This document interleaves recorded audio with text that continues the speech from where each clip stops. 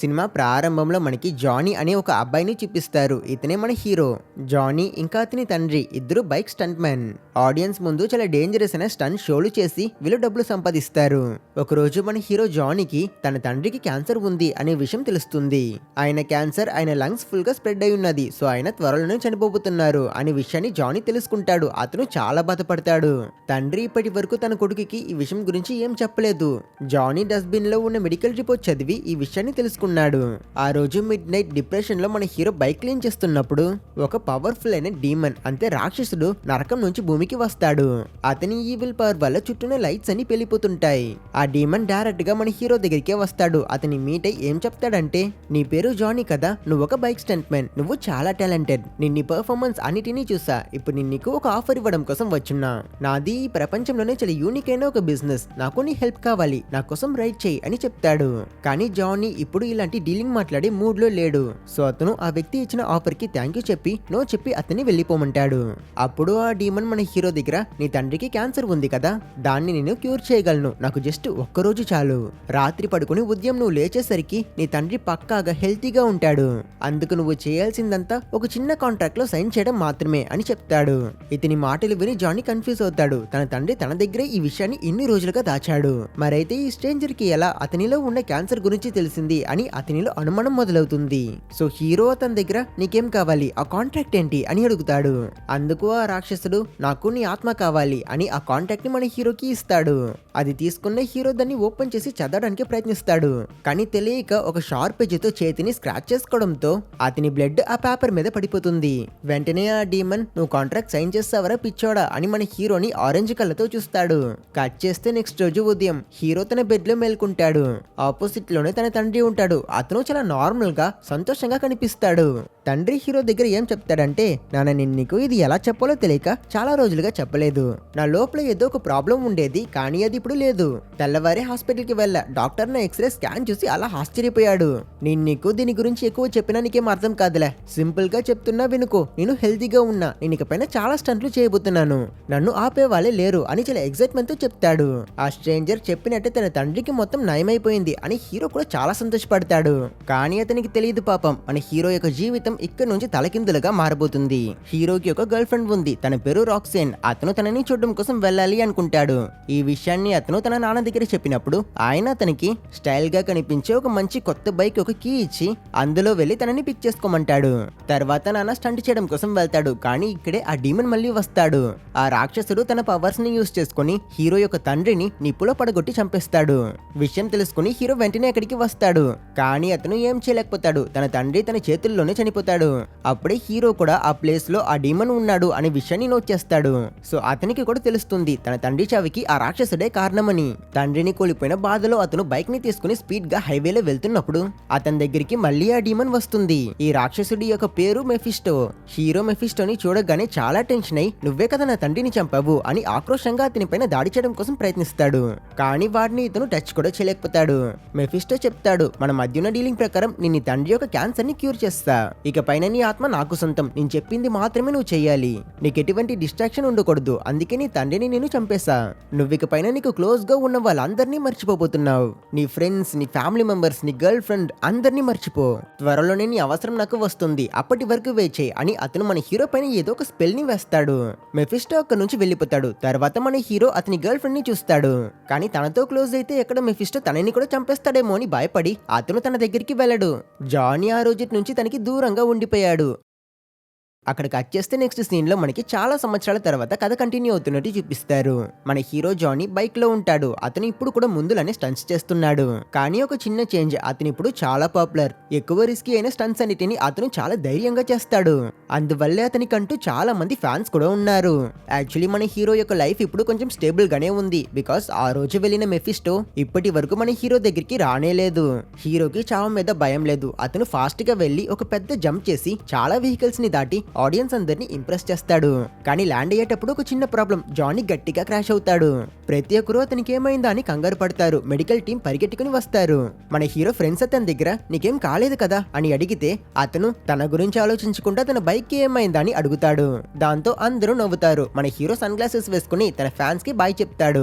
తర్వాత మన హీరో తన టీమ్ తో పాటు ఆ ప్లేస్ ఖాళీ చేసుకుని ట్రక్ లో బయలుదేరి వెళ్తాడు. దారిలో అందరూ వీడియో గేమ్స్ ఆడి రిలాక్స్ అవుతుంటారు. అసలుకి ఆ గేమ్ ని కూడా మన హీరో జానీ యొక్క క్యారెక్టర్ ని బేస్ చేసి తీసుంటారు. ఎందుకంటే అతను అంత పాపులర్. టీవీలో జానీ యొక్క గొప్ప మోటార్ సైక్లిస్ట్ అని పొగుడుతూ ఒక ప్రోగ్రామ్ వస్తుంది. అది చూసి అందరూ నవ్వుతుంటారు. కానీ వీళ్ళలో ఒకే ఒక వ్యక్తి, అతనే మన హీరో యొక్క బెస్ట్ ఫ్రెండ్. వాడు మాత్రం హీరోని కేర్ చేస్తూ అతను తీసుకునే రిస్క్ల వల్ల అతని తిడుతూ ఉంటాడు. లాస్ట్ జరిగిన స్టంట్ యాక్సిడెంట్ లో అసలుకి నువ్వు 3 మీటర్ల మట్టిలోకి వెళ్లిపోవాల్సింది, కానీ మిరాకిలస్లీ నువ్వు తప్పించుకున్నావు. నేను ఏదో ఒక దేవత కాపాడుతుంది అని నాకు అనిపిస్తుంది అని చెప్తాడు. అందుకు హీరో అది దేవత కాదరా, వాడొక రాక్షసుడు అని తన మనసులో అనుకుంటాడు. యాక్చువల్లీ మెఫిస్టోకి మన హీరో అవసరం ఉంది కనుక అతను వాడిని రక్షిస్తున్నాడు. తర్వాత ఒక రోజు రాత్రి ఆకాశం నుంచి నిప్పు చుక్కులు భూమిలో వర్షంలా పడతాయి. అప్పుడు ఇంకో పవర్ఫుల్ అయిన డీమన్ భూమికి వస్తాడు. వీడు మరెవరో కాదు, మెఫిస్టో యొక్క కొడుకు. ఇతని పేరు బ్లాక్ హార్ట్. వాడు రాగానే ఒక బార్ బయట బియర్ తాగుతున్న వాడి చేతిలో ఉన్న బాటిల్ ఫ్రీజ్ అయిపోవడం మనం చూస్తాం. బ్లాక్ హార్ట్ ఆ వ్యక్తిని మెల్లగా ముట్టుకోగానే అతను చాలా ఘోరంగా చనిపోతాడు. బ్లాక్ హార్ట్ 3 ఈవిల్ స్పిరిట్స్ ని మీట్ అవుతాడు. ఇవి నరకం నుంచి తప్పించుకుని భూమికి వచ్చున్నాయి. అండ్ ఈ 3 స్పిరిట్స్ భూమి, నీరు, గాలి ఇవి 3టిని కంట్రోల్ చేయగలవు. బ్లాక్ హార్ట్ ఒక కాంట్రాక్ట్ పేపర్ ని వెతుకుతూ ఇక్కడికి వచ్చినాడు. అతను ఆ 3 స్పిరిట్స్ దగ్గర ఆ కాంట్రాక్ట్ కి 1000 దుష్ట శక్తుల బలం ఉంది. అది ఈ ఊర్లోని ఏదో ఒక శ్మశానంలో ఉంది అని విన్నాను. సో మనం దాన్ని వెతుకుదాం, మీరు నాకు ఇందులో సహాయం చేయండి అని అడుగుతాడు. అందుకు ఆ 3 ఈవిల్ స్పిరిట్స్ నువ్వు ఆ కాంట్రాక్ట్ తో ఏం చేయాలనుకుంటున్నావు అని అడిగినప్పుడు బ్లాక్ హార్ట్ ఈ ప్రపంచం మొత్తాన్ని నీ నరకంలా మార్చేస్తా, తర్వాత మనం దీన్ని పరిపాలిద్దాం అని చెప్తాడు. అప్పుడు ఆ ఈవిల్ స్పిరిట్స్ లో ఒకరు, కానీ మనం అలా చేస్తే మెఫిస్టో మనకి అడ్డొస్తాడు కదా అని చెప్పినప్పుడు బ్లాక్ హార్ట్ చాలా కోపంతో ఆ పేరు మళ్ళీ ఎత్తొద్దు అని బెదిరిస్తాడు. సో ఆ ఈవిల్ స్పిరిట్స్ అతనితో పనిచేయడానికి ఒప్పుకుంటారు. ఇంకో పక్క మన హీరో జానీ తన బెస్ట్ ఫ్రెండ్ తో పాటు తన ఇంటికి వస్తాడు. ఇల్లంతా బైక్స్ తో నిండి ఉంటుంది. బైక్స్ తో పాటు ఒక మూలలో చాలా బుక్స్ కూడా ఉంటాయి. ఫ్రెండ్ హీరో దగ్గర అతని నెక్స్ట్ స్టంట్ గురించి మాట్లాడాలి అనుకుంటాడు. మన హీరో నాన్న చనిపోయిన రోజు రాబోతుంది. ఆ రోజు కోసం అతను ఇప్పటి వరకు చేసిన వాటిలోనే ఒక పెద్ద స్టంట్ ని చెయ్యాలి అని ప్లాన్ చేస్తున్నాడు. ఒక పెద్ద జంప్ చేసి ఒక ఫుట్బాల్ గ్రౌండ్ మొత్తాన్ని దాటాలి అనేదే మన హీరో యొక్క ప్లాన్. కానీ ఫ్రెండ్ కి ఈ స్టంట్ అంతగా నచ్చదు, ఎందుకంటే అది ఇంపాసిబుల్ లా అనిపిస్తుంది. మన హీరో సేఫ్టీ కోసం అతను నువ్వెందుకు అంతే చేస్తున్నావు, అసలు నువ్వేం ప్రూవ్ చేయాలనుకుంటున్నావు అని అడిగినప్పుడు అందుకు జానీ నేను జంప్ చేయగలను అని అందరికీ ప్రూవ్ చేయాలనుకుంటున్నాను. నీకు సెకండ్ ఛాన్సెస్ మీద నమ్మకం ఉందా? ఒక వ్యక్తి తప్పు చేసి తన జీవితం అంతా దానికి శిక్ష అనుభవించడం న్యాయమేనా అని అడుగుతాడు. ఫ్రెండ్ కి ఏం అర్థం కాదు. మేబీ హీరో తన తండ్రి చావికి తనే కారణం అని గిల్టీగా ఫీల్ అవుతున్నాడేమో అని ఆలోచిస్తాడు. సో అతను హీరోకి నచ్చజెప్పి నువ్వు ఎలాగో ఆ జంప్ చేస్తాను అని ఫిక్స్ అయిపోయావు, అట్లీస్ట్ ఆ జంప్ చేసే డిస్టెన్స్ మధ్యలో ఆ కార్లు పెడతా లేదంటే ట్రక్స్ పెడతా అని పిచ్చి పిచ్చి ఆలోచనలు చేయకు, దయచేసి కొంచెమైనా తగ్గరా అని చెప్తాడు. అక్కడ కట్ చేస్తే నెక్స్ట్ సీన్ లో జానీ ఆ పెద్ద స్టంట్ చేసే రోజు వచ్చేసినట్టు చూపిస్తారు. హీరో ఫ్రెండ్ చాలా బిజీగా స్టేడియం ర్యాంప్స్ లో ఉన్న సేఫ్టీ మొత్తాన్ని చెక్ చేస్తుంటాడు. తర్వాత అతను రెడీ అవుతున్న మన హీరో దగ్గరికి వచ్చి నువ్వు ఈ జంప్ చేయాల్సిన అవసరం లేదు అని ఎంత చెప్పినా వాడు మాత్రం అస్సలు పట్టించుకోడు. హెల్మెట్ తీసుకునిరా అని అడుగుతాడు. హీరో బయటికి రాగానే జర్నలిస్ట్ చాలా మంది అతని చుట్టుముడతారు. వెంటనే ఫ్రెండ్ వాళ్ళ దగ్గర జానీ ఎవరికి ఎటువంటి ఇంటర్వ్యూస్ ఇవ్వడు, మీరంతా అతనికి దారి వదలండి అని చెప్తాడు. అప్పుడే వాళ్ళ మధ్యలో నుంచి ఎవరిదో ఒక అమ్మాయి గొంతు వినిపిస్తుంది. తను మరెవరో కాదు, హీరో యొక్క గర్ల్ ఫ్రెండ్ రాక్సేన్, మన హీరోయిన్. తను ఇప్పుడు ఒక జర్నలిస్ట్. ఇన్ని సంవత్సరాల తర్వాత ఇప్పుడే ఫస్ట్ టైం జానీ తనని చూస్తున్నాడు. కానీ తనని నిన్నే చూసినట్టు వెంటనే గుర్తుపడతాడు. మన హీరో తనకి మాత్రం ఇంటర్వ్యూ ఇవ్వడానికి ఒప్పుకుంటాడు. రాక్సేన్ క్వశ్చన్స్ అడుగుతుంది, కానీ మన హీరో ఏమో తనని చూసి డిస్ట్రాక్ట్ అయి అసలు ఫోకస్ చేయలేకపోతాడు. ఇంటర్వ్యూలో స్ట్రేట్ గా ఒక్క ఆన్సర్ కూడా ఇవ్వలేకపోతాడు. జస్ట్ మన హీరోయిన్ ని పొగుడుతూ ఉంటాడు. అతను తనని అసలు మర్చిపోలేదు అనే విషయం మనకి క్లియర్ గా తెలుస్తుంది. ఒక చిన్న అనుమానంతో అతను నీకు పెళ్ళైపోయిందా అని అడిగినప్పుడు తను లేదు అని చెప్తుంది. అప్పుడే మన హీరో రిలాక్స్ అవుతాడు. ఇంటర్వ్యూ బాగా వెళ్ళట్లేదు కనుక హీరోయిన్ వాళ్ళు త్వరగా కెమెరాని ఆపేస్తారు. జానీ రాక్సన్ దగ్గర నువ్వు నా స్టంట్ చూడడం కోసం ఉంటావా అని అడుగుతాడు. కానీ హీరోయిన్ కొంచెం హార్ష్ గా నాకు పనుంది అని చెప్పి వెళ్ళిపోతుంది.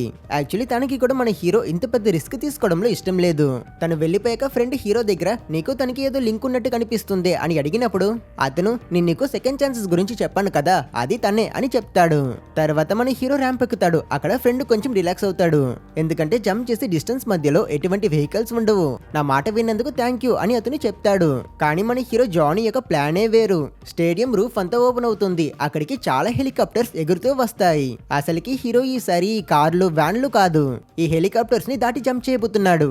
యాక్చువల్లీ హీరో యొక్క నాన్న చనిపోయిన రోజు అతను తన కొడుకు దగ్గర ఇలాంటి హెలికాప్టర్స్ ని దాటి ఇంత పెద్ద డిస్టెన్స్ జంప్ చేయాలి అనేదే తన డ్రీమ్ అని చెప్పుంటాడు. అందుకే జానీ దాన్ని లిటరల్ గా తీసుకుని ఈ స్టంట్ కి రెడీ అయిపోయాడు. విషయం తెలుసుకుని ఫ్రెండ్ నర్వస్ అయినా వేరే ఆప్షన్ లేక అతను మన హీరో దగ్గర జాగ్రత్తలు అన్నిటి గురించి చెప్తాడు. కానీ వాడు అవేవి వినిపించుకోకుండా మన హీరోయిన్ రాక్సైన్ గురించే ఆలోచిస్తూ ఉంటాడు. సింపుల్ గా అతను ఫ్రెండ్ దగ్గర ట్యాంక్స్ లో ఎంత నైట్రోజన్ ఉంది అని అడిగినప్పుడు అతను రాకెట్ లో వాడి అంత ఉంది అని చెప్తాడు. ఫ్రెండ్ ఒక క్షణం అటు తిరుగుతాడు. వెంటనే హీరో బైక్ స్టార్ట్ చేసుకుని ఆ జంప్ ని చేసేస్తాడు. స్లో మోషన్ లో మనకి చూపిస్తారు హీరో గాల్లో ఉన్నప్పుడు అతను రాక్సైన్ ని తలుచుకొని ఆ జంప్ ని సక్సెస్ఫుల్లీ పూర్తి చేసేస్తాడు. జానీ ఇలా సేఫ్ గా ల్యాండ్ అవడంతో స్టేడియం చుట్టూన్న వాళ్ళందరూ గట్టిగా అరిచి గోల చేస్తుంటారు. మన హీరో ఒక కొత్త వరల్డ్ రికార్డ్ ని క్రియేట్ చేస్తాడు. ఇక దీన్ని మరి ఎవ్వరూ బీట్ చేయలేరు. ఇక్కడ జానీ పని అయిపోయింది. వెంటనే అతను తన హెల్మెట్ ని ఫ్యాన్స్ వైపుకి విసిరి వాళ్ళకి బాయ్ బాయ్ చెప్పి అక్కడి నుంచి బయలుదేరుతాడు. అతను హీరోయిన్ కోసమే వెళ్తున్నాడు. ఇప్పుడు మనకి మరో పక్క హీరోయిన్ ని చూపిస్తారు. తను తన కెమెరామ్యాన్ తో హైవే మీదే వెళ్తుంటుంది. ఆ కెమెరామ్యాన్ మన హీరోకి ఒక పెద్ద ఫ్యాన్. సో అతను జానీ ఒక గొప్ప రైడర్ అని అతని గొప్పతనాల గురించి చెప్తుంటాడు. ఇరిటేట్ అయిన మన హీరోయిన్ అతని నోరు ముగిస్తుంది. కానీ అప్పుడే అక్కడికి మన హీరో బైక్ లో వస్తాడు. అతను మన హీరోయిన్ తో మాట్లాడడం కోసం బండాపమని చెప్తాడు. కానీ హీరోయిన్ అలా చేయనివ్వదు. అప్పుడే ఆపోజిట్ లో నుంచి ఒక ట్రక్ వస్తుంది. హీరో దాని దగ్గర నుంచి జస్ట్ మిస్ ఎస్కేప్ అయి స్పీడ్ గా ముందుకు వెళ్లి బైక్ ని రోడ్ కి అడ్డంగా పెట్టి వాళ్ళ ట్రక్ ని ఆపుతాడు. దాంతో చాలా కోపంగా బండి దిగిన హీరోయిన్ ఎందుకు ఎప్పుడు ఆత్మహత్య చేసుకోవడం కోసమే ప్రయత్నిస్తున్నావు అని గట్టిగా అడుగుతుంది. హీరో తనని నైట్ డిన్నర్ కి పిలుస్తాడు.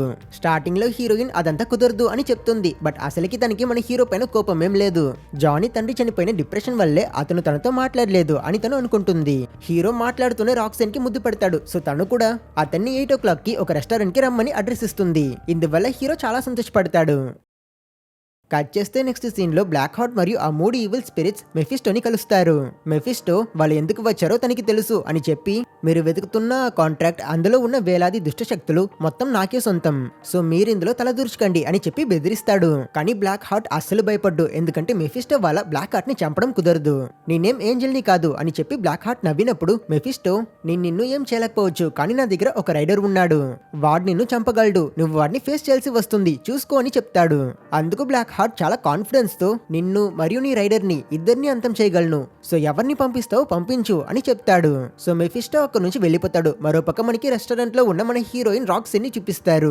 తను జానీ కోసం వెయిట్ చేస్తూ ఉంటుంది. ఇంకా జానీ సంగతికి వస్తే వాడు ఇంకా తన ఇంట్లోనే ఉన్నాడు. అద్దం ముందు నిల్చొని తన గర్ల్ ఫ్రెండ్ ని వెళ్లి మీట్ అవ్వడం కోసం ప్రిపేర్ అవుతుంటాడు.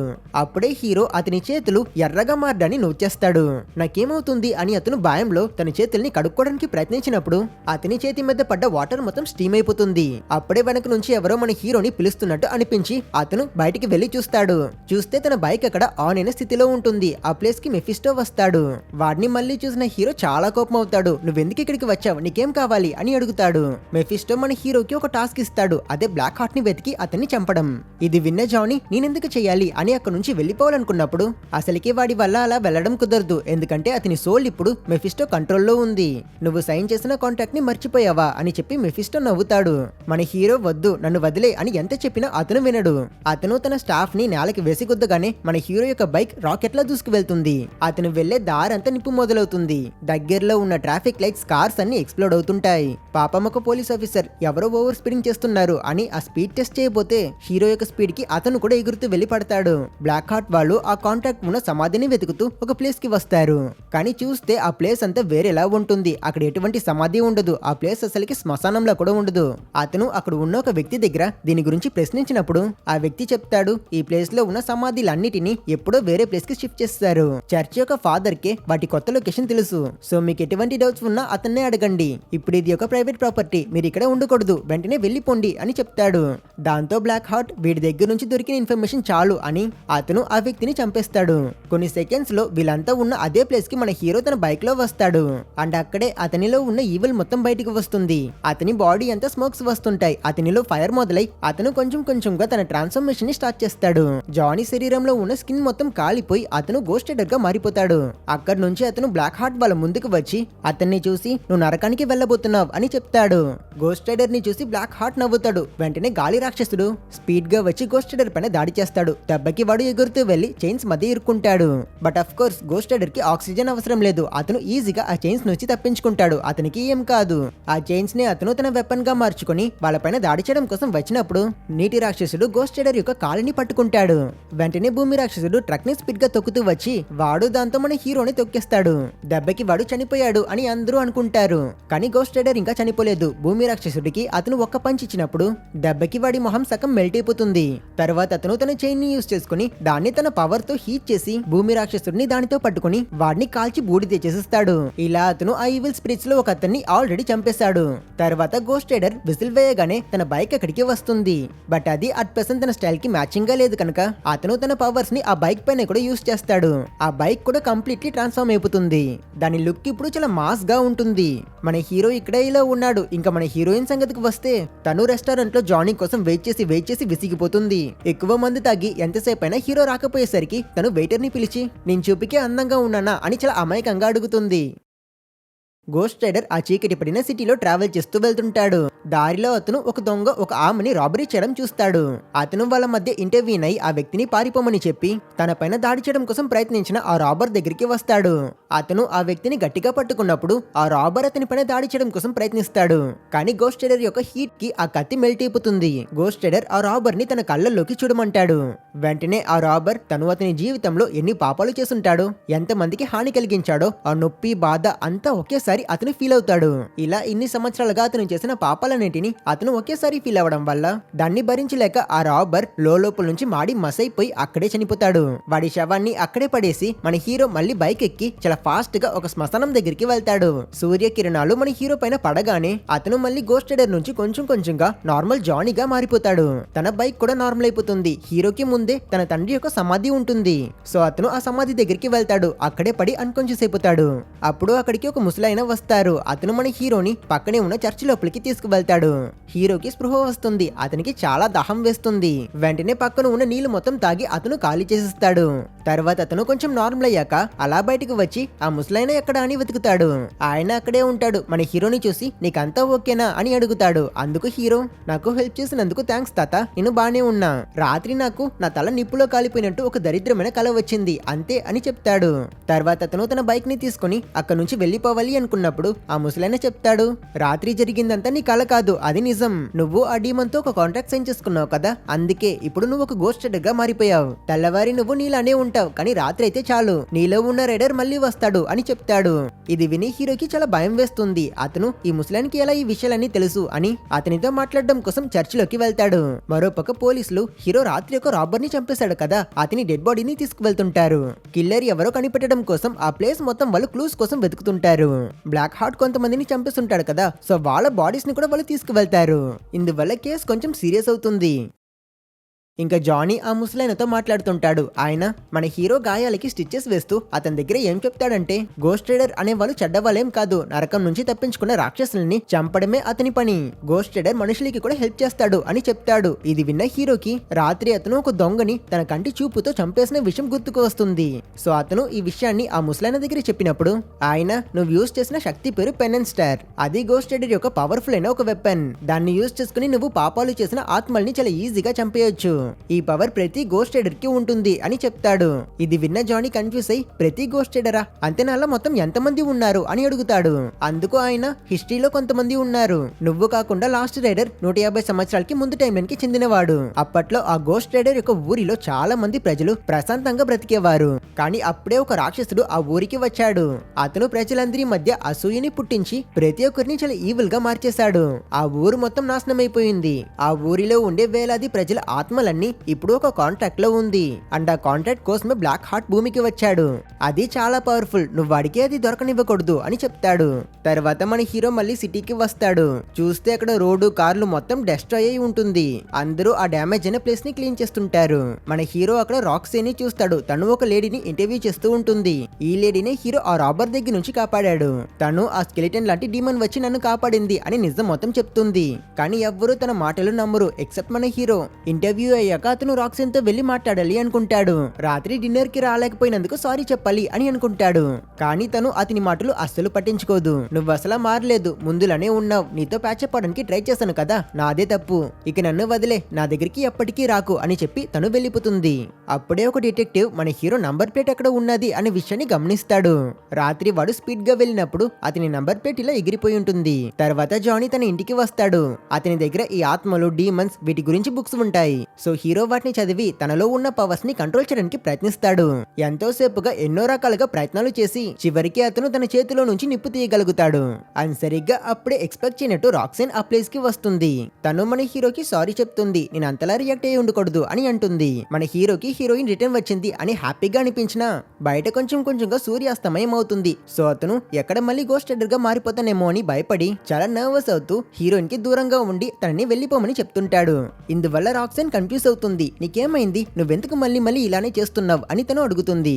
దాంతో వేరే ఆప్షన్ లేక జానీ, నేను ఇలా ఒక డెవిల్ తో కాంట్రాక్ట్ సైన్ చేస్తాను, నేను ఒక గోస్ట్ రైడర్ అని నిజం మొత్తం చెప్తాడు. కానీ ఇతని ఈ స్టోరీ మన హీరోయిన్ కి అసలు కన్విన్సింగ్ గా అనిపించదు. తను అతని దగ్గర నీకు నేనంతే నచ్చదంతే మొహానికి నేరుగా చెప్పే, ఇలాంటి దరిద్రమైన ఎక్స్క్యూజెస్ ఇవ్వకు అని చెప్పి తను హర్ట్ అయి అక్కడి నుంచి వెళ్ళిపోతుంది. హీరోయిన్ ఎలా వెళ్తుందో లేదో వెంటనే అక్కడికి పోలీస్ ఆఫీసర్స్ చాలా మంది వస్తారు. వాళ్ళు మన హీరోని సిటీలో జరిగిన మర్డర్స్ అన్నిటికీ కారణం అని అతన్ని అక్యూజ్ చేసి అతన్ని అరెస్ట్ చేసుకుని పోలీస్ స్టేషన్ కి తీసుకువెళ్తారు. ఇంట్రోగేషన్ రూమ్ లో వాళ్ళు అతని నంబర్ ప్లేట్ ఇంకా వాళ్ళు కలెక్ట్ చేసిన ఎవిడెన్స్ అన్నిటినీ చూపిస్తారు. తన గర్ల్ ఫ్రెండే తన మాటలు నమ్మలేదు, ఇంకా వీళ్ళేం నమ్ముతారు. సో మన హీరో ఏం చెప్పకుండా మౌనంగా ఉంటాడు. ఆ ఆఫీసర్స్ కి పిచ్చ కోపం వస్తుంది. టెన్షన్ లో ఒక అతను స్మోక్ చేయబోతే లైటర్ యొక్క నిప్పు మన హీరో వైపుకు వస్తుంది. వాళ్ళకేం అర్థం కాదు. అలాగే వీరిని ఎంత అడిగినా హీరో నిజం ఒప్పుకోవట్లేదు కనుక అతని సెల్లో లాక్ చేయడం కోసం తీసుకువెళ్తారు. అక్కడ చాలా మంది ఖైదీలు ఉంటారు. వాళ్ళందరూ పాపాలు చేసుంటారు. వాళ్ళ మొహాల్ని చూడగానే మన హీరోలో ఉన్న గోస్ట్ రైడర్ కొంచెంగా బయటికి రావడానికి ప్రయత్నిస్తాడు. ఈ ప్లేస్ నాకు నచ్చలేదు, దయచేసి నన్ను బయటికి తీసుకువెళ్ళండి అని జానీ పోలీస్ ఆఫీసర్ దగ్గర చెప్తాడు. కానీ ఎవ్వరూ వినిపించుకోరు. అతని చాలా మంది ఉన్న ఖైదీలతో లాక్ చేస్తారు. ఇంకా ఖైదీలు మన హీరో ఒక ఫేమస్ స్టంట్ మ్యాన్ అని అతన్ని గుర్తుపడతారు. నీలాంటి వాడికి ఇక్కడేం పనిరా అని వాళ్ళు కావాలని అతనికి ప్రాబ్లమ్స్ ఇస్తారు. ఆ జైల్లో ప్రిజనర్స్ అందరూ మన హీరోని రౌండప్ చేసి అతన్ని చాలా సార్లు కొడతారు. కానీ వాళ్ళలో ఒకే ఒక అబ్బాయి మాత్రం ఉంటాడు. అతను మాత్రం ఇన్నోసెంట్. అతను జానీని వదిలేయమని మిగతా వాళ్ళని బ్రతిమాల్తాడు. మన హీరో దెబ్బలు కాస్తున్నా అతనిలో ఉన్న గోస్ట్ రైడర్ వల్ల అతను సైకోలో నవ్వుతుంటాడు. చెడ్డ వాళ్ళంతా మన హీరోని నేలకేసి కొడుతుంటే అప్పుడే అతను సడన్ గా గోస్ట్ రైడర్ గా ట్రాన్స్ఫార్మ్ అయి చుట్టూన్న వాళ్ళందరినీ ఎగరేస్తాడు. అతన్ని చూసి అందరూ భయపడతారు. గోస్ట్ రైడర్ ఒక ప్రిజనర్ యొక్క జాకెట్ ని తీసి వేసుకుంటాడు. అండ్ అతని పవర్స్ ని యూజ్ చేసుకుని అతని అవుట్ఫిట్ నుంచి స్పైక్స్ ని తీసుకువచ్చి చూపికి చాలా స్టైల్ గా మారిపోతాడు. తర్వాత అతను ఒంటరిగా ఉన్న ఆ అబ్బాయిని చూస్తాడు. నువ్వు అమాయకుడివి అని మాత్రం సింపుల్ గా చెప్పేసి అతన్ని ఏమీ చేయకుండా గోస్ట్ రైడర్ అతనున్న సెల్ యొక్క ఐరన్ బార్లని మెల్ట్ చేసి అక్కడ నుంచి తప్పించుకుంటాడు. బయటికి వచ్చి చూస్తే తన బైక్ అక్కడికి ఆటోమేటిక్ గా వస్తుంది. అతను అందులో ఎక్కి అక్కడ నుంచి వెళ్లిపోవాలి అనుకుంటాడు. కానీ అప్పుడే ఒక పోలీస్ ఆఫీసర్ గోస్ట్ రైడర్ పైన గట్టిగా దాడి చేస్తాడు. దెబ్బకి అతని జావ్ ఊడిపోతుంది. అతను దాన్ని సెట్ చేసుకుని ఆఫీసర్ ని చూసి అలా ఇంకోసారి చేయకు అని చిన్నగా ఒక వార్నింగ్ మాత్రం ఇస్తాడు. గోస్ట్ రైడర్ మంచి వాళ్ళకి హాని కలిగించడు. అతను తన బైక్ లో ఎక్కి అక్కడ నుంచి బయలుదేరుతాడు. మరోపక్క బ్లాక్ హార్ట్ ఆ చర్చికి వచ్చి ఫాదర్ దగ్గర ఆ సమాధి గురించి ఇంకా కాంట్రాక్ట్ గురించి ప్రశ్నిస్తాడు. కానీ అతను ఎటువంటి జవాబు చెప్పకపోవడం వల్ల బ్లాక్ హార్ట్ ఆ ఫాదర్ ని చంపిస్తాడు. ఇంకా గోస్ట్ రైడర్ బ్లాక్ హార్ట్ ని వెతుకుతూ చాలా స్పీడ్ గా రోడ్ లో ట్రావెల్ చేస్తుంటాడు. కానీ పోలీస్ ఆఫీసర్స్ చాలా మంది కార్లలో మరియు హెలికాప్టర్స్ లో అంతా అతన్ని చేస్ చేస్తారు. వీళ్ళని తొలగించుకోలేక ఒక పాయింట్ లో గోస్ట్ రైడర్ ఒక బ్రిడ్జ్ పైన ఉండి ఎటు వెళ్లాలా అని ఆలోచించి చివరికి అక్కడ నుంచి నీటిలోకి జంప్ చేసేస్తాడు. చూస్తే అతని బైక్ వాటర్ మీద కూడా చాలా బాగా వెళ్తుంది. కొంతసేపట్లో గాలి రాక్షసుడు గోస్ట్ రైడర్ పైన దాడి చేస్తాడు. వాడు చాలా ఫాస్ట్ గా మూవ్ అవ్వడం వల్ల గోస్ట్ రైడర్ అతన్ని ఏమీ చేయలేకపోతాడు. విల్లన్స్ ని ఒక పక్క హ్యాండిల్ చేస్తుంటే ఇంకో పక్క పోలీస్ ఆఫీసర్స్ కూడా అతన్ని అస్సలు వదలరు. సో ఫ్రస్ట్రేషన్ లో ఈసారి అతను ఒక బిల్డింగ్ గోడల పైన బైక్ ని డ్రైవ్ చేసి మీదకి వెళ్తుంటాడు. ఆ బిల్డింగ్ లో ఉన్న గ్లాస్ మొత్తం మెల్ట్ అయిపోతుంటాయి. రాక్సన్ తన అపార్ట్మెంట్ రూమ్ లో నుంచి గోస్ట్ రైడర్ ని చూస్తుంది. అప్పుడే తనకి మన హీరో చెప్పింది అంత నిజమే అని అర్థమవుతుంది. తను వెంటనే పరిగెడుతుంది. ఇక్కడ గోస్ట్ రైడర్ మీదకి వచ్చాక చూస్తే అక్కడికి ఆ పోలీస్ హెలికాప్టర్ వస్తుంది. అందులో ఉన్న వాళ్ళు లైట్ ని గోస్ట్ రైడర్ పైన వేయడంతో ఈసారి అతనికి పిచ్చి లేచి తన చైన్ ని యూజ్ చేసుకుని ఆ హెలికాప్టర్ ని పట్టుకుంటాడు.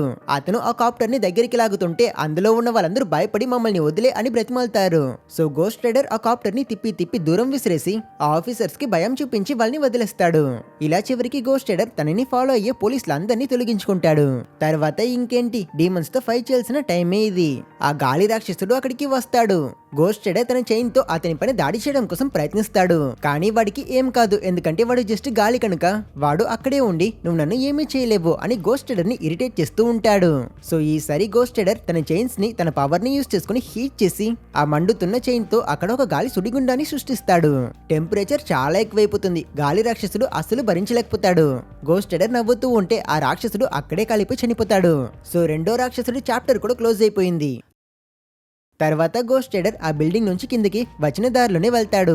గట్టిగా వాడు నేల మీద క్రాష్ అవుతాడు. అక్కడికి చాలా మంది ప్రజలు వచ్చి అతన్ని సరౌండ్ చేస్తారు. వాళ్ళలో మన హీరోయిన్ రాక్సేన్ కూడా ఉంటుంది. తనని చూడగానే హీరో యొక్క ఫైర్ మొత్తం బ్లూ కలర్ లో మారిపోతుంది. అతను తనని గుర్తుపట్టి అతను తన దగ్గరికి వెళ్ళడానికి ప్రయత్నిస్తాడు. కానీ అప్పుడే పోలీస్ ఆఫీసర్స్ గన్స్ తో అతన్ని షూట్ చేసి అతన్ని దూరంగా ఉంచుతారు. గోస్ట్ రైడర్ కి బుల్లెట్స్ వల్ల ఏమీ కాదు. అతను నిప్పుతో ఆఫీసర్స్ అందరినీ భయపెట్టి అక్కడి నుంచి ఎస్కేప్ అయిపోతాడు. హీరోని దూరంలో నుంచి బ్లాక్ హార్ట్ చూస్తూ ఉంటాడు. సో అతనికి ఇప్పుడు అతని వీక్నెస్ మన హీరోయిన్ గురించి కూడా తెలుసు. అక్కడ నుంచి మళ్ళీ తెల్లవారయ్యేసరికల్లా మన హీరో ఆ శ్మశానానికి వెళ్లి అక్కడ ముసలాయిని కలుస్తాడు. ఆయన కార్వర్ అనే ఒక వ్యక్తి ఒక సమాధిని చూపించి ఇతని 150 సంవత్సరాల ముందటి గోస్ట్ రైడర్. అతను కూడా అప్పట్లో మెఫిస్టోతో కాంట్రాక్ట్ ని సైన్ చేసుకున్నాడు. మెఫిస్టో వాళ్ళ ఊర్లో ఉండే వేలాది చెడ్డవాళ్ళని చంపి వాళ్ళ ఆత్మల్ని తీసుకురమ్మని గోస్ట్ రైడర్ కి చెప్పాడు. అండ్ ఆ పనిని కూడా ఆ గోస్ట్ రైడర్ చేశాడు. కానీ ఆ కాంట్రాక్ట్ ని చేతిలో తీసుకున్నాకే అది ఎంత పవర్ఫుల్ మరియు డేంజరస్ ఆ గోస్ట్ రైడర్ కి అర్థమైంది. అందువల్లే అతను ఆ కాంట్రాక్ట్ ని మెఫిస్టోకి ఇవ్వలేదు. తనకి పవర్స్ ఇచ్చిన వాడికి ఎదురు తిరిగి అతను ఆ కాంట్రాక్ట్ ని దాచేస్తాడు అని ఎక్స్ప్లెయిన్ చేస్తాడు. ఇక ఇది విన్నాకే మన హీరోకి కూడా సిచ్యువేషన్ ఎంత సీరియస్ అర్థమవుతుంది. బ్లాక్ హార్ట్ కి ఎట్టి పరిస్థితుల్లోనూ ఆ కాంట్రాక్ట్ దొరకకూడదు అని అతను కూడా ఫిక్స్ అవుతాడు. హీరో అక్కడ నుంచి తన గర్ల్ ఫ్రెండ్ ని చూడడం కోసం బయలుదేరతాడు. అతను వెళ్లిపోయాక కొంచెం సేపట్లో ఆ శ్మశానానికి బ్లాక్ హార్ట్ వస్తాడు. అతను అక్కడ ఒంటరిగా ఉన్న ముసలాయిని కొట్టి ఆ కాంట్రాక్ట్ ఎక్కడా అని ప్రశ్నిస్తాడు. కానీ ముసలాయన అసలు భయపడ్డు. చావు మీద భయం లేక బ్లాక్ హార్ట్ ని చూసి నవ్వుతూ నీకు ఆ కాంట్రాక్ట్ ఎప్పటికీ దొరకదు, నన్ను ఏం చేయాలనుకుంటున్నావో చేసుకో అని చెప్తాడు. ఇంకా మన హీరోయిన్ సంగతికి వస్తే తను మన హీరో యొక్క ఇంటికి వస్తుంది అతన్ని చూడడం కోసం. కానీ అక్కడ జానీ ఉండడు, మారుగా బ్లాక్ హార్ట్ ఉంటాడు. అండ్ అతను మన హీరో యొక్క బెస్ట్ ఫ్రెండ్ ని చంపేస్తాడు. మన హీరో హీరోయిన్ కోసం చాలా చోట్ల వెతికి చివరికి అతని ఇంటికి వస్తాడు. అక్కడ బ్లాక్ హార్ట్ ఆల్రెడీ మన హీరోయిన్ ని కూడా ఇంజూర్ చేసుంటాడు. అతను జానీని చూడగానే అతని పైన కూడా దాడి చేయడం కోసం వచ్చినప్పుడు హీరో వెంటనే గోస్ట్ రైడర్ గా ట్రాన్స్ఫార్మ్ అయి వెంటనే ఆ విల్లన్ ని పట్టుకొని అతన్ని పెన్ అండ్ స్టార్ తో చంపేయడానికి ప్రయత్నిస్తాడు. కానీ బ్లాక్ హార్ట్ కి ఏమీ కాదు. అతను గోస్ట్ రైడర్ ని చూసి నవ్వుతాడు. ఎందుకంటే అతని బాడీలో సోల్ లేదు. సో అతన్ని పెన్ అండ్ స్టార్ ని యూజ్ చేసుకుని చంపడం కుదరదు. తర్వాత బ్లాక్ హార్ట్ మన హీరోని గట్టిగా కొట్టి అతని మళ్ళీ నార్మల్ ఇలా చేస్తాడు. అతను మన హీరోని చంపడు. మారుగా నేను నీ గర్ల్ ఫ్రెండ్ ని తీసుకువెళ్ళిపోతా, కాంట్రాక్ట్ ని తీసుకువచ్చి నన్ను మీట్ అవ్వు, లేకపోతే తనని చంపేస్తా అని బెదిరించి రాక్సేని తీసుకుని వెళ్ళిపోతాడు. హీరోకి నెక్స్ట్ టైం చేయాలో తెలియదు. సో అతను తన బండి తీసుకుని మళ్ళీ శ్మశానానికి వచ్చి అక్కడ ముసలానికి సిచ్యువేషన్ ఎక్స్ప్లెయిన్ చేసి నాకు ఆ కాంట్రాక్ట్ ఎక్కడ ఉందో చెప్పండి అని అడుగుతాడు. ఆయన కూడా అతనికి ఆ కాంట్రాక్ట్ ని తీసి ఇస్తాడు. అది ఏ సమాధిలో కాదు, ఆ ముసలాని యొక్క పారాలో ఉంటుంది. ఇది 1000 దుష్ట శక్తులకి సమానం. సో జాగ్రత్త అని అతను మన హీరోకి చెప్పి ఇక్కడే ఒక పెద్ద ట్విస్ట్ ఇస్తాడు. ఆ ముసలైన తన గుర్రాన్ని పిలిచి దానిపై ఎక్కి అతను కూడా ఒక గోస్ట్ రైడర్ గా మారిపోతాడు. యాక్చువల్లీ విషయం ఏంటంటే ఇతనే ఆ 150 సంవత్సరాలకి ముందు ఆ కాంట్రాక్ట్ ని దాచిపెట్టిన కార్వర్. అతను మన హీరోని బ్లాక్ హార్ట్ ఉన్న ప్లేస్ కి తీసుకువెళ్తాడు. ముసలైన అతని గుర్రంలో పక్కనే మన హీరో అతని బైక్ లోని. ఈ సీన్ చాలా మాస్ గా ఉంటుంది. ముసలాయనకి ఇదే అతని లాస్ట్ రైడ్. ఇక పైన అతను మళ్ళీ గోస్ట్ రైడర్ గా మారలేడు. వాళ్ళు బ్లాక్ హార్ట్ ఉన్న ప్లేస్ ని చేరుకోగానే ఆయన అతని దగ్గర నా పని అయిపోయింది, ఇక పైన ఈ లోకాన్ని కాపాడే బాధ్యత నీది, జాగ్రత్త అని చెప్పి ఆయన అక్కడి నుంచి వెళ్ళిపోతాడు. ఇక్కడ బ్లాక్ హార్ట్ కూడా హీరో ఇక్కడికి వచ్చేసాడు అనే విషయాన్ని సెన్స్ చేసి అతను నీటి రాక్షసుడిని అతన్ని చంపడం కోసం పంపిస్తాడు. హీరో అట్ ప్రెసెంట్ వాటర్ లో ట్రావెల్ చేసుకుని వెళ్తున్నప్పుడు నీటి రాక్షసుడు జానీని పట్టుకొని అతని లోపలికి లాగేస్తాడు. అతన్ని సఫికేట్ చేసి అక్కడే చంపేయడానికి ప్రయత్నిస్తాడు. కానీ జానీ నీటి లోపలే గోస్ట్ రైడర్ గా మారుతాడు. అతని ఫైర్ పవర్ చాలా పవర్ఫుల్. వాటర్ మొత్తం బాయిల్ అయిపోతుంది. అతను ఆ నీటి రాక్షసుడిని నీటిలోని తగలెట్టి చంపేస్తాడు. ఇక ఆఖరికి మిగిలి ఉన్నది ఆ మెయిన్ విలన్ బ్లాక్ హార్ట్ మాత్రమే. హీరో అతని దగ్గరికి వచ్చేస్తాడు. కానీ అతని దగ్గరే మన హీరోయిన్ కూడా ఉంది. ఇప్పుడు కనుక అతను ట్రాన్స్ఫార్మ్ అయితే వాడు ఖచ్చితంగా తనని చంపేస్తాడు. కాబట్టి జానీ అతను తెచ్చిన ఆ కాంట్రాక్ట్ ని విలన్ కి చూపిస్తాడు. ఆ కాంట్రాక్ట్ ని వాడికి ఇస్తున్నట్టే దగ్గరికి వచ్చి సడన్ గా అతను గోస్ట్ రైడర్ గా మారి హీరో విలన్ తో ఫైట్ చేయడం స్టార్ట్ చేస్తాడు. హీరో విలన్ పైన ఫైర్ బాల్స్ ని విసురుతాడు. కానీ వాడికి ఏం కాదు. సరే అని చైన్స్ ని యూజ్ చేసుకుని దానితో అతన్ని అటాక్ చేయడానికి ప్రయత్నించినప్పుడు బ్లాక్ హార్ట్ గోస్ట్ రైడర్ ని గట్టిగా దూరంగా విసిరిస్తాడు. సరిగా అదే సమయానికి సూర్యోదయం అవుతుంది. హీరో అతని గోస్ట్ రైడర్ రైడర్ ఫామ్ నుంచి మళ్ళీ నార్మల్ హ్యూమన్ ఫామ్ కి వచ్చేసాడు. ఈ ఛాన్స్ ని యూజ్ చేసుకుని విల్లన్ ఆ కాంట్రాక్ట్ ని ఓపెన్ చేసి అందులో ఉన్న 1000 సోల్స్ ని రిలీజ్ చేసేస్తాడు. ఆ సోల్స్ అన్నిటిని అతను తనలోకి లాక్కొని అతను చాలా పవర్ఫుల్ గా మారిపోతాడు. హీరోయిన్ హీరో దగ్గరికి వస్తుంది. అతను తనని పారిపోమని చెప్తాడు. నేను ఒక్కడిని అతన్ని ఆపగలను అని అతను తన గన్ ని యూజ్ చేసుకుని ఆ డీమన్ పైన కాల్పులు చేస్తాడు. బ్లాక్ హార్ట్ కి ఏమీ కాదు. అతను మెల్లమెల్లగా హీరో దగ్గరికి వస్తాడు. అతను హీరో చేతిలో ఉన్న వెప్పన్ ని దూరం పడేసి అతన్ని చంపేస్తాడేమో అని చూస్తే టైం కి హీరోయిన్ కింద పడిన ఆ గన్ తీసి తను బ్లాక్ హార్ట్ ని షూట్ చేసి డిస్ట్రాక్ట్ చేస్తుంది. కానీ ఎప్పుడైతే అందులో బుల్లెట్స్ ఖాళీ అయిపోతాయో వెంటనే హీరో ఆ గన్ ని తన దగ్గర నుంచి లాక్కొని తన పవర్స్ ని యూజ్ చేసుకొని దాన్ని ఎన్హాన్స్ చేసి దాంతో షూట్ చేస్తాడు. దెబ్బకి వాడు పీస్ పీస్ అయిపోతాడు. కానీ అతనిలో ఆ దుష్ట శక్తుల పవర్ ఉండడం వల్ల అతను మళ్ళీ ఒకటే నార్మల్ అయిపోతాడు. సో బ్లాక్ హార్ట్ ని చంపడం అనేది ఆల్మోస్ట్ ఇంపాసిబుల్ లా మనకి అనిపిస్తుంది. కానీ ఇక్కడే మన హీరో ఒక విషయాన్ని నోట్ చేసి అతను వెంటనే చీకట్లోకి వెళ్లి గోస్ట్ రైడర్ గా ట్రాన్స్ఫార్మ్ అయి విల్లన్ ని గట్టిగా పట్టుకుని నీలో ఇప్పుడు ఒక్క ఆత్మ కాదు 1000 ఆత్మలు ఉన్నాయి అని చెప్పి తన పెన్నెన్ స్టార్ పవర్ ని అతని పైన యూజ్ చేస్తాడు.